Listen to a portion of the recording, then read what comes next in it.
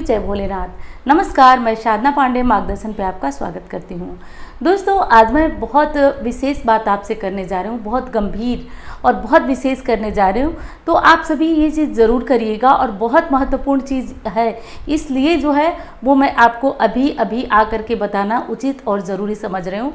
तो देखिए, ये सावन का महीना चल रहा है या फिर सावन का जब भी सावन न भी चले, ऐसे सामान्य दिन हो और बुधवार का दिन आपको मिल जाए, तो जब आपको बुधवार का दिन पड़ जाता है, मिल जाता है और कहीं भी आप जाते हैं और वहाँ पे आपको जब किन्नर मिल जाते हैं तो क्या करना चाहिए, कैसे करना चाहिए, इस बारे में आज की वीडियो है और बहुत महत्वपूर्ण है। और किन्नर यदि मिलते हैं तो कौन सी गलतियां आपको नहीं करनी चाहिए, यदि ये गलतियां आप कर देते हैं तो निश्चित रूप से आप परेशानी के भागी बनते हैं। सबसे पहले चीज़ तो दोस्तों, आज आप सभी कमेंट बॉक्स में काशी विश्वनाथ जी के नाम का जयकारा लगाइएगा, क्योंकि मैं अभी अभी आप सभी के लिए मार्गदर्शन पूरे चैनल के लिए, जिन्होंने भी सब्सक्राइब का एक बटन दबाया है, अपना विश्वास मेरे प्रति दिखाया है, आज सबके लिए मैं प्रार्थना करके इकट्ठे आई हूँ और आ रही हूँ, जस्ट आ करके मैं ये वीडियो बोल रही हूँ। तो मैंने आज प्रार्थना किया कि सभी मार्गदर्शन परिवार सुखी रहे, संपन्न रहे। और जैसा कि आप जानते हैं, जो लोग वाराणसी के आसपास के होंगे, वाराणसी के होंगे, वो जानते हैं कि विश्वनाथ मंदिर में कैमरा ले जाना अलाउड नहीं है। फिर भी मैंने कोशिश किया है, थोड़े बहुत जो चीज़ें मैं कैमरे में आ सके वो मैंने लिया है, तो वो आगे आने वाली किसी वीडियो में या फिर ऐसे ही मैं अपलोड कर दूँगी, तो वो देखना हो तो देख लीजिएगा। और आज मैंने विश्वनाथ जी से आप सबके लिए प्रार्थना किया है, तो अब आपकी भी जिम्मेदारी बनती है कि आप आंख बंद करके हर हर महादेव, काशी विश्वनाथ लिखिए, कमेंट बॉक्स में लिखिए, मन में लिखिए, जैसे भी, लेकिन आज जयकारा खूब लगाइए। जब मैं मंदिर से आ रही थी तो मेरे साथ एक घटना कहिए, एक चीज़ कहिए, एक बात कहिए, तो एक चीज़ हुई। क्या हुई वो मैं बता रही हूँ आपको। देखिए, जब मैं लौट करके आने लगी वहाँ से ना, तो कुछ किन्नर थे जो मुझे एकदम चारों तरफ से एकदम गोले में कर लिए। तो जब बहुत सारे लोग अचानक आपके पास आ जाएं तो आप थोड़ा सा घबरा जाते हैं। तो मैं क्या करी कि जो मेरे पास पैसे थे पर्स में से निकाल कर मैं उन लोगों को देने लगी। वो लोग काफ़ी खुश हुए, आशीर्वाद भी दिए, और साथ में जो थे वो पतिदेव थे। लेकिन सभी लोग, सभी औरतें जानती हैं कि जितनी हम महिलाएं दान पुण्य करते हैं, पतिदेव लोग बहुत कम करते हैं। पतिदेव लोगों को लगता है कि नहीं, हम महिलाएं तो बेवकूफ़ हैं, ऐसे ही फेंकती चलती हैं, दान करती चलती हैं। तो पतिदेव बोलने लगे कि नहीं, तुम देती हो इसलिए सारे लोग तुम्हारे आसपास घेर करके तुमको खड़े हो जाते हैं। लेकिन मुझे लगता है, और हाँ, ये चीज़ मैंने देखा कि जब मैं अपने आप खुद से उनको दी, किन्नरों को, बिना मांगे, तो वो बहुत खुश हुई, और इतनी खुश हुई कि क्या मैं बोलूँ। तो ये सब तो मेरे साथ जो हुआ, मैं थोड़ा सा आप लोगों को बताती हूँ, क्योंकि किसी की बात सुन करके, कोई उदाहरण सुन करके ना, ज़्यादा आप लोगों को चीज़ें समझने में आसानी होती है। तो ये तो मेरे साथ हुआ।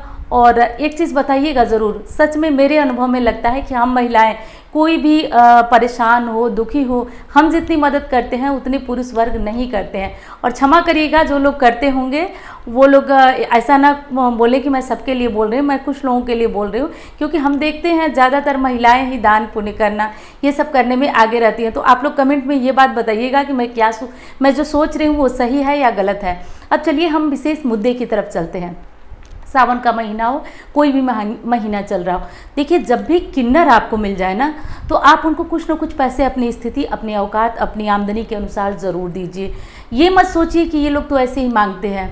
देखिए, पहली चीज़ तो ये है कि ये उनका काम है, वो ज़रूर मांगेंगे, क्योंकि सभी समझ रहे हैं, जब श्री रामचंद्र जी वनवास को जाने लगे, तो हमारे यहाँ एक नियम है ना कि अच्छे हो, बुरे हो, किसी भी स्थिति में हम सबको छोड़ने जाते हैं।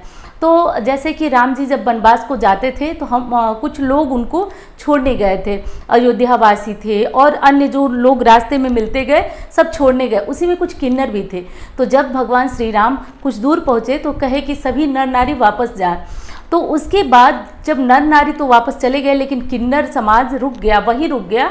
तो श्री राम जी ने पूछा कि आप लोग क्यों रुके हुए हैं? तो उन्होंने कहा कि महाराज, आपने तो नर नारी को कहा, लेकिन हम तो नर भी नहीं हैं, नारी भी नहीं है। तब भगवान श्री राम ने उन्हें आशीर्वाद दिया कि आप जिस किसी के सिर पे अपना हाथ रख दें, आपके अंदर इतनी पावर है कि जिस किसी के ऊपर अपना हाथ रख दें उसका भाग्य बदल सकता है। आपके दुआओं से, आपके आशीर्वाद से लोगों का भाग्य बदल सकता है। तो अब मैं जो कहना चाहती हूँ, अब उस मेन चीज़ को सुनिए और समझिए। मेरे चेहरे की चमक से आपको पता चल रहा होगा कि मैं कितनी एक्साइटेड हूँ आपको अपनी बातें बताने के लिए। तो देखिए, यदि कहीं किन्नर मिलता है आपको रास्ते में, बस में, ट्रेन में, कहीं भी, मंदिर में, कहीं भी, तो आप उनको कुछ पैसे अवश्य दीजिए।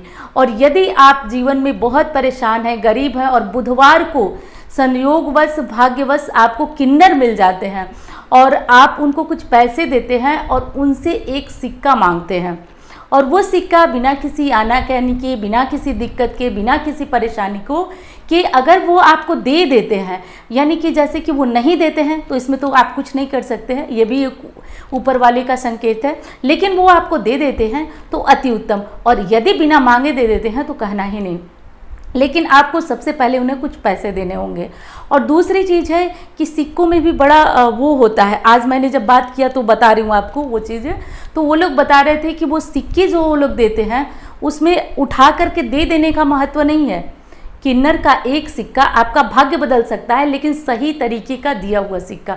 वो लोग बता रहे थे कि दांतों से वो सिक्के को काटते हैं और उस सिक्के को जब वो आपको दें तो उसको किसी को मतलब कि आपको दिखाना नहीं है, देना नहीं है, और उसको आपको खुद से अपने हाथ में बांध करके, वो लोग बोल रहे थे कि लाल कपड़े या हरे कपड़े में बांध कर यदि कोई भी उस सिक्के को रख लेता है तो इससे उस मनुष्य का भाग्य बदल जाता है।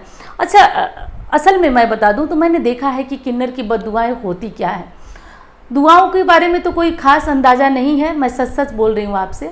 दुआओं के बारे में कोई खास अंदाज़ा नहीं है, लेकिन बद्दुआ के बारे में मैंने देखा है कि जब किन्नर किसी के यहाँ बच्चे होते हैं, किसी के यहाँ शादी होती है, तो वो आते हैं अपना ढोलक वोलक लेकर के और अपने सब मंडली लेकर के नाच गाना करते हैं। तो कुछ लोग जो हैं वो इनको हल्के में लेकर के और उनसे झगड़ा, इस तरह की चीज़ें करते हैं। तो मैंने मतलब प्रत्यक्ष एक उदाहरण देखा है कि किस तरह से किन्नर की बदुआ एक पुरुष को लगी। तो मेरे कहने का ये मतलब है कि आप मार्गदर्शन परिवार के हिस्सा हैं, आपने मार्गदर्शन को दबाया है, चैनल बटन को दबाया है, तो ये आपका विश्वास है। अब मेरी भी जिम्मेदारी पड़ती है कि जितना मेरा ज्ञान है, जितनी मेरी मतलब समझ बनती है, जो चीज़ें मेरे जीवन में हो रही हैं वो सब आपको बताऊं, आपको आगाह करूं, अच्छी हैं, बुरी है, सब कुछ।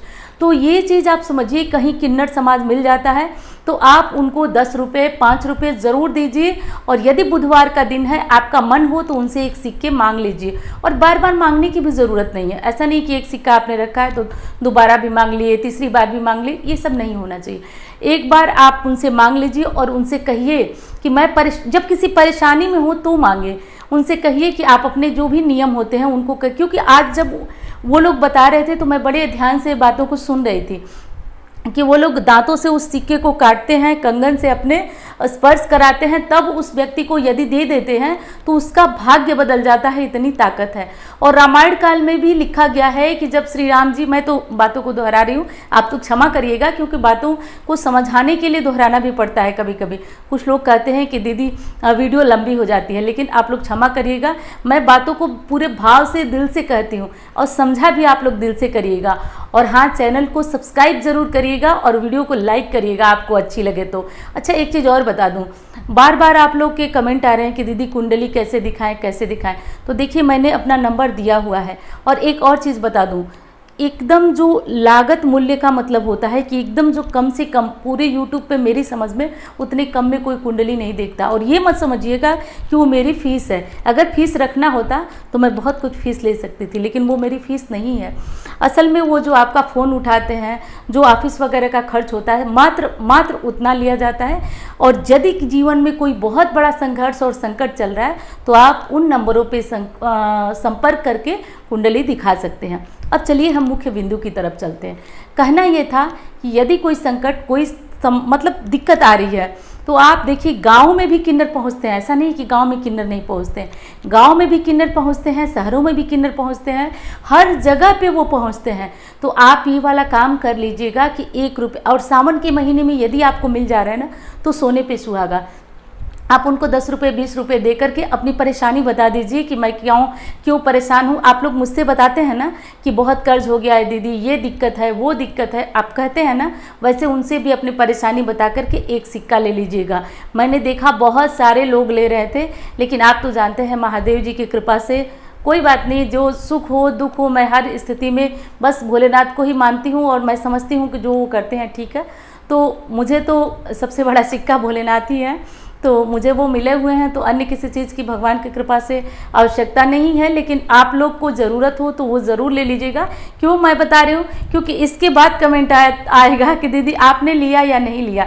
तो मैं सारी बातों को एकदम क्लियर करती जाती हूँ और पारदर्शिता में मेरा भरोसा भी है और आप लोगों को ये चीज़ अच्छी भी लगती है। तो ये काम आप सभी कर लीजिएगा और मेरी खुशी, मेरे उत्साह को आप समझ सकते हैं। तो कहीं भी इस सावन मास में किन्नर मिलते हैं, कभी भी किन्नर मिलते हैं, तो आप उनसे अपनी परेशानी जब बताएंगे तो वो आपको अच्छी तरह से सिक्का देंगे ब्लेसिंग वाला, और उसको घर में ला करके रखिए, फिर देखिए भाग्य कैसे चमकता है। और कभी भी किन्नर समाज का, किन्नरों का अपमान मत करिए। कुछ लोग अपशब्द बोलते हैं, मजाक उड़ाते हैं, ये सब नहीं करना चाहिए। वो उनकी भी एक दुनिया है, तो कभी भी मजाक ना उड़ाएं, उनको अपशब्द ना बोलें। कुछ करना है तो आप उनके लिए कुछ पैसे दे दीजिए, यही तो वो चाहते हैं। क्योंकि देखिए उन कुछ पैसे देने से उनका जीवन थोड़ा आसान अगर हो सकता है, मैं ये तो गारंटी से नहीं बता रही हूँ कि हमारे कुछ पैसे से उनका जीवन आसान हो सकेगा, लेकिन आप जो वो मतलब चाहते हैं वो आप कर दीजिए, थोड़े पैसे दे दीजिए, इससे ज़्यादा हम और कुछ नहीं कर सकते हैं। और बस इतना कर दीजिए आप। और चलिए, अब जो कहना था मैं कह चुकी हूँ। एक बार फिर काशी विश्वनाथ जी, हर हर महादेव जी का जयकारा लगाइए। चैनल के साथ खूब सारी संख्या में जुड़िए और इसी तरह की कोई जानकारी होगी तो मैं और आपके साथ शेयर करती रहूँगी। तो भोलेनाथ का नाम लेते रहिए। हर हर महादेव।